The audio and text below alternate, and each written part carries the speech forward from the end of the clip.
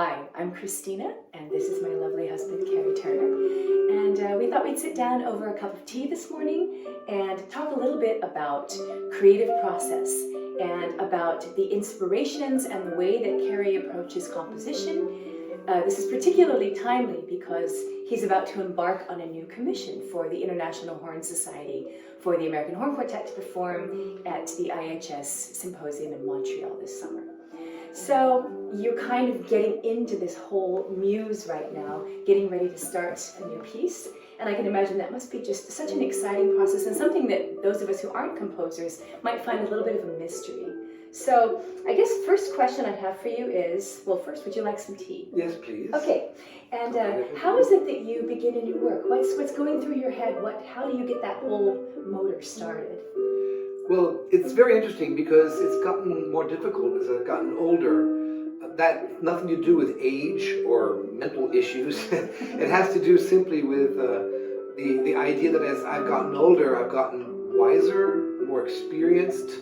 I understand the creative process a lot deeper, and my standards have gone a lot higher. And so I don't just sit down and just write any old thing down on paper. I have a very, very high standard now of the kind of art I wish to create.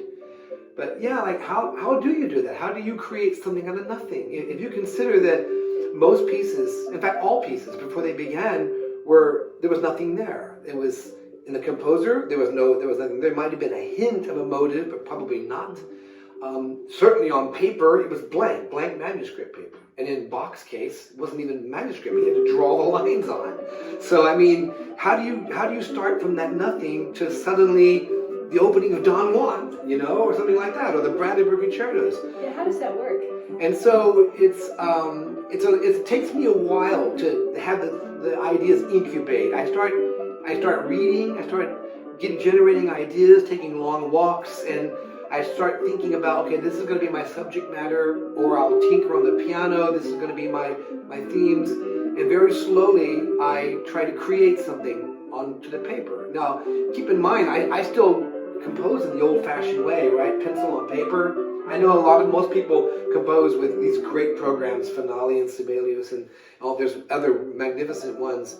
But I still do it this old-fashioned way, sort of like a painter. I like to see what I'm writing. I have a better idea of the scope, the balance, the harmony of the piece if I can see it like that laid out on the table. Yeah, absolutely. I mean, I've seen you work like this. So a lot of composers will sit down now at the computer and kind of tinker around.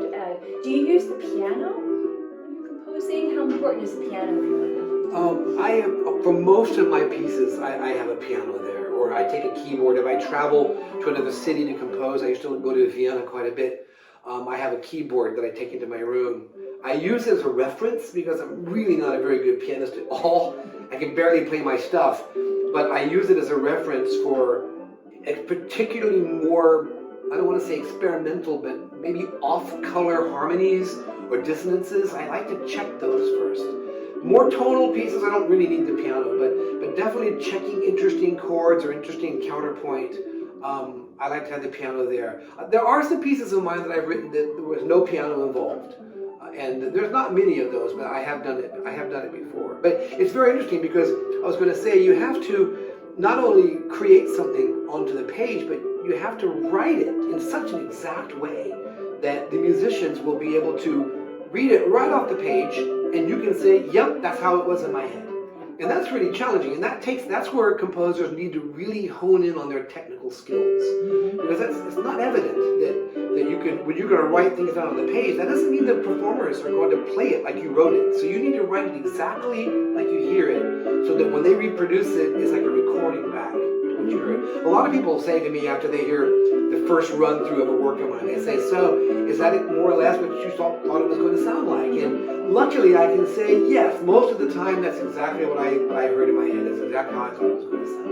And that's exactly what our conductor said yesterday in rehearsal. We were rehearsing Strauss Alpine Symphony, and at one point he said, you don't have to do anything fancy here. He said, the composer put everything on the page. Just do what the composer wrote. Yes. And the intention is all there. So if you were writing it really well, then you don't have to expect the performer to come up with too much Yeah, extra stuff. I very often tell the players when I'm coaching players, coaching quintets or ensembles, I tell them, you don't have to interpret it. You can just, if you play what's on the page, it'll sound like it's supposed to sound. I don't mind people taking certain musical liberties from time to time, but they don't have to get too emotionally involved in the music. The emotion is already on the page in the music. That's really interesting. You know, you just a minute ago you mentioned Vienna, going to Vienna to compose, and I know that you're an avid traveler, and I know with a lot of your pieces, travel and exotic locations and things like that are part of your opera or your opus. Where do you get your inspirations? Yeah, I mean, that's a lot of people ask me that in interviews. I get inspired from a number of things, particularly great art. I love it when artists are striving for the very, very heights of human creativity. And so I'll go to art galleries and see great works of art. I go to see great sculptors. I also like to go, I like to read great literature. I mean, lately, if it hasn't won the Pulitzer Prize, I won't read it. I mean, I want to see really great writing. And the same thing with great movies. I like to go to movies that are really beautifully done and have wonderful cinematography or a fantastic script or have been acted so well or directed so well that I see these people are really, really going to the very maximum of what they can do to make this really great. And that inspires me to want to do the same thing. So those are definitely, also we went recently to a dance production, modern dance production in Antwerp, and I was struck by the fact that the choreographer had the idea, began to put the moves together with some music that the choreographer had to choose. That's not easy in its own. To choose these moves, to teach them to the dancers, spend unbelievable amount of hours rehearsing it, getting everything exactly right. Then they go out and they perform extremely creative and inspiring dance productions, and then that's it. The run is done, and chances are they will forget the entire thing and they move on to the next production. I think that's kind of very organic in the artistic world, that it exists now, and it's vibrant and it's alive, and the people are inspired, and then that's done and you move on to the next thing. I know you're also an avid reader, and so you were mentioning certain books that have inspired you. Do you have any particular favorites that come to mind right now? Oh, that's tough. I mean, I know people think this is an odd choice, but when was the last time you read The Strange Tale of Dr. Jekyll and Mr. Hyde? Okay, it's been a while. Really cool. It's pretty amazing. It kicks into full gear in the last chapter. I always compare it to the first movement of Brahms 4. Brahms 4 is just working with these melodies, these pulling melodies and themes. But then he do that last page, at least the last page in the horn part, he kicks into full power, and that's what happens in that book. I love books that do that. You know, other things like the Portrait of Dorian Gray. I also read the Master and Commander books by Patrick O'Brien. I think that they're so inspiring, full of adventure, full of travel, full of references to a bygone era. And so yes, I'm constantly reading really great literature. That's great. So you've got the literature, and compositions are literature of another sort. So certainly you will have your favorite composers, or those that have been present in your life at very important points of your development. So who would you say are the most influential composers, and maybe a little bit of why? Okay, once again, there's so many composers that are so great, but I certainly always refer back to Sebastian Bach. I have his portrait above the piano as sort of my guide and my teacher, telling me, just reminding me of what you could really do with that counterpoint. You know, don't settle for mediocrity. So Bach certainly, I guess, is sort of the grand master of the composers. I think most composers would say that. Yeah. I love Richard Strauss, not only because he's a great horn composer, but he's such a brilliant sense of melody and harmony. When was the last time you played Rosenkavalier? I mean, the harmonies change in a surprising way every bar, sometimes every beat. And I find that just amazing, the way he composes that way. And always being true to his melodies and harmonies and motives, so that they're always being contrapunctually interwoven into the accompaniment. I think that's magnificent. So certainly Strauss. I love John Williams because he just writes such melodic, beautiful orchestral stuff, and it's always been an inspiration to me to listen to his music. Once again, not just because the horn parts are great. Sure, and you always paint a picture with your music as well. You're telling a story, and John Williams is a master storyteller. Absolutely. You know, now, if I'm not writing a programmatic piece, then I'm writing a piece that's what we call music for music's sake. And a classic example of this is my other favorite composer, Brahms. Brahms wrote, as far as I know, nothing programmatic. So it was all music for music's sake. And it was just, when you listen to Brahms, I'm so struck by what incredible high standard he had and what incredible genius he was in composing. So certainly that. But a big surprise for most people is my love for Arnold Schoenberg. I love Schoenberg. Not just the neo-romantic works, but also I love his 12-tone music. I think it's so creative. I think he created a soundscape that is at once really creepy and haunting, but at the same time oddly romantic. Yeah. He also uses counterpoint constantly through. Listen to the famous Chamber Symphony No. 1. It's just absolutely replete with counterpoint, even though it's 12-tone and very, very dissonant at times. So I also like the way Schoenberg took chances. So I've done this on a few occasions when you're writing, and by golly, I don't want to refer to the piano. I just want this line to do this. And then when you're sure there's going to be clashes in the harmony and in the melodies, but when you listen back to it, it's like it worked. You followed your own instincts, and when you're working on a piece, I'm thinking now of Peri Melisande of Schoenberg. When you're working on that work, you're aware that this line is no way this line's going to work with that other line coming at me from the other side. But they cross and they somehow work, and no one's bothered by it. So I admire his courage to just to dive in and do it. And you have to know what you're doing. I mean, you have to know. You just can't shoot blind. But well, here's to Schoenberg. Yeah, boy, yes. I like Schoenberg. Unexpected favorite composer. Well, we referred briefly to your travels. A lot of your pieces are inspired by exotic and interesting locations that you visited. So can you tell us about some of those places and some of the pieces that have come out of your traveling experiences? Well, yeah, I know. Anybody that's followed me on Facebook knows that I used to travel incredible amount.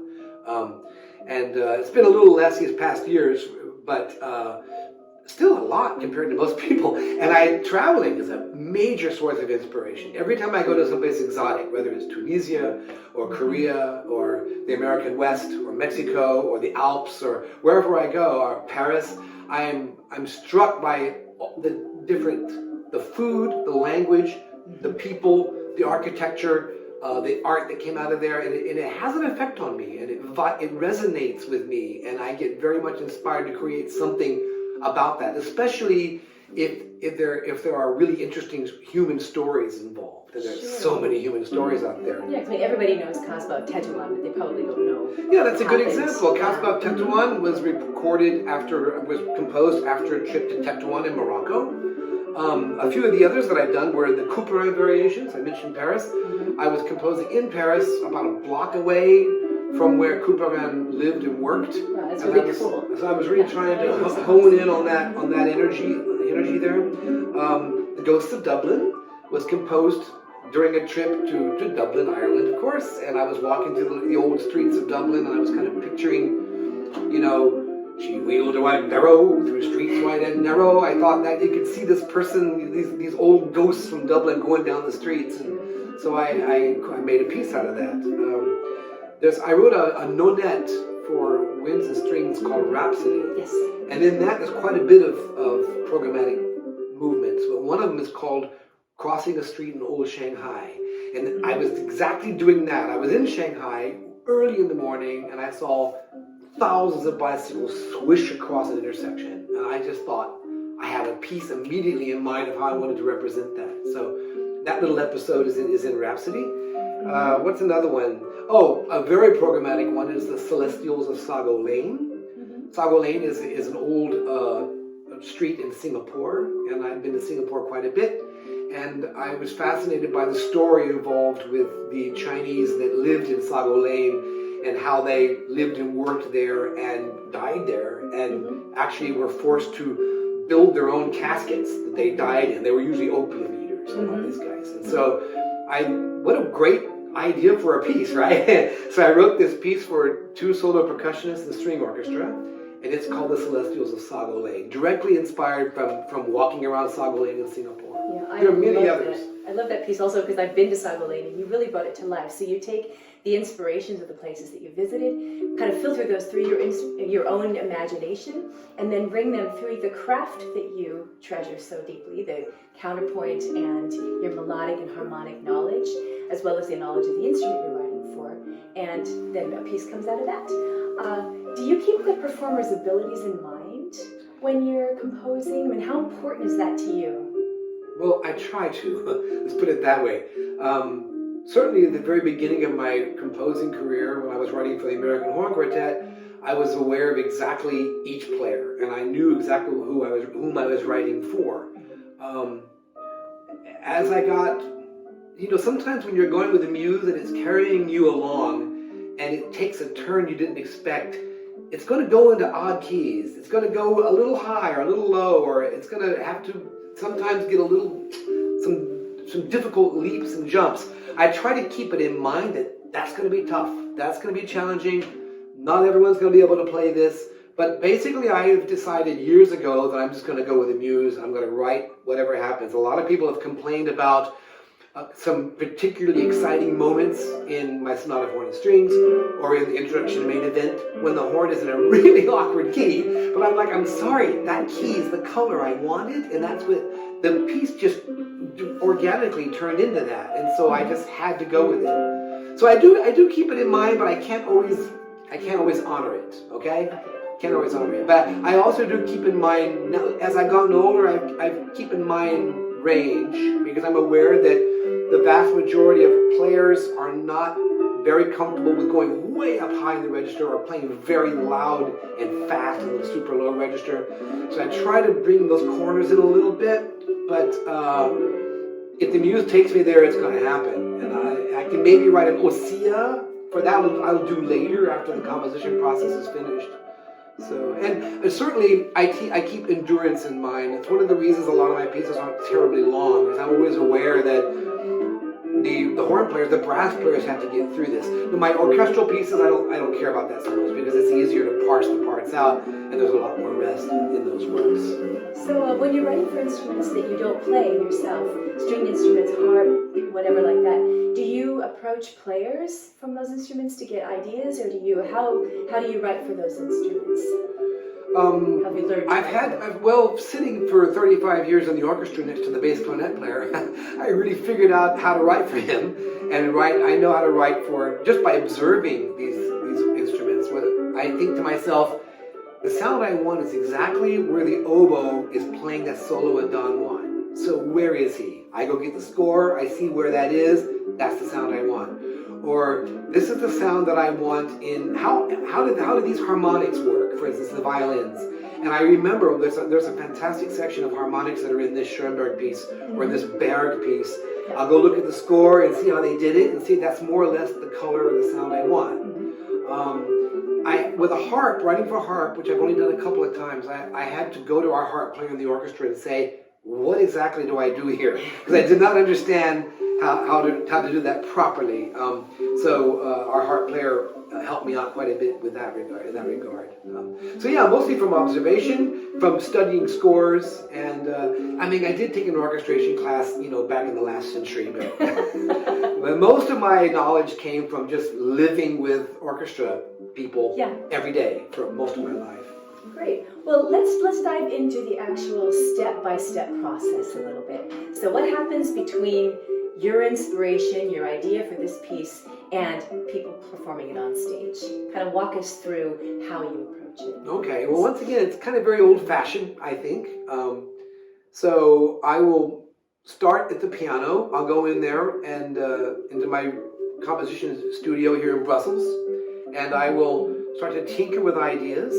If it's not working on the piano, it's really good for me to get out and walk around the city, and I'm really lost in thought, and I come up with really good ideas, and very often I'll sing the ideas on my phone and record it. I still have a lot of these original ideas from past works. Yeah, or in the car. In the car, I'll sing in the car.